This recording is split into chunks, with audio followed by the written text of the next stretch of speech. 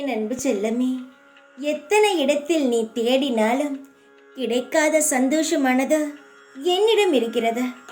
நான் உனக்கு சந்தோஷங்களை தரப்போகிறேன். உன் வாழ்க்கையில் இப்பொழுது இருக்கும் சூழ்நிலை சரியில்லை. அதற்கு காரணம் கடன் சுமை. கடனானது மிகவும் உன்னை வாட்டி வருத்தப்பட வைக்கிறது. எவ்வளவுதான் முயற்சி செய்தாலும் அதிலிருந்து உன்னால் மீண்டு வர முடியவில்லை.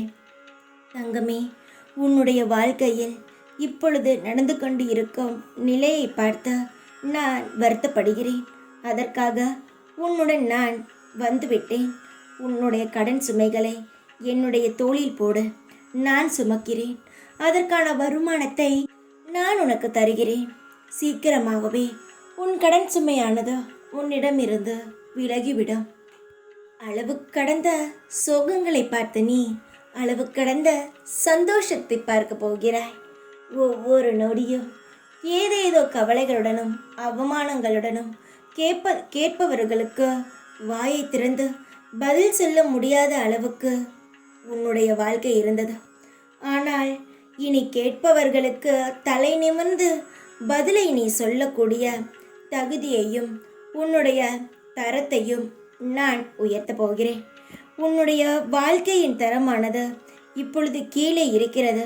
இதனால் மற்றவர்கள் கேவலமாக பேசுகிறார்கள். என்னை இதற்கு முன் மதித்தவர்கள் கூட இப்பொழுது மதிக்கவில்லை என்று கவலைப்படாதே. உன்னுடைய வாழ்க்கையில் மதிப்பவர்கள் மதிக்காதவர்கள் அனைவருமே உன்னை நிமிர்ந்து பார்க்கும் வகையில் உன்னுடைய வாழ்க்கையில் சந்தோஷத்தை தரப்போகிறேன். ஒருவனுக்கு வருமானம் இருந்தால் எல்லாவற்றையும் சாதிக்கலாம். ஆனால் அதன் கூட அவனுக்கு சந்தோஷமும் வேண்டும், நிம்மதியும் வேண்டும். அதனால் உன்னுடைய கடனை முழுமையாக உன்னிடமிருந்து நீக்கிவிட்டு சந்தோஷமான வாழ்க்கையை தருகிறேன். வருமானம் உயரும், வாழ்க்கையின் தரம் உயரும். தைரியமாக இரு. எப்பொழுதும் உன் கூடவே இருப்பேன் நான். ஓம் சாய்ராம்.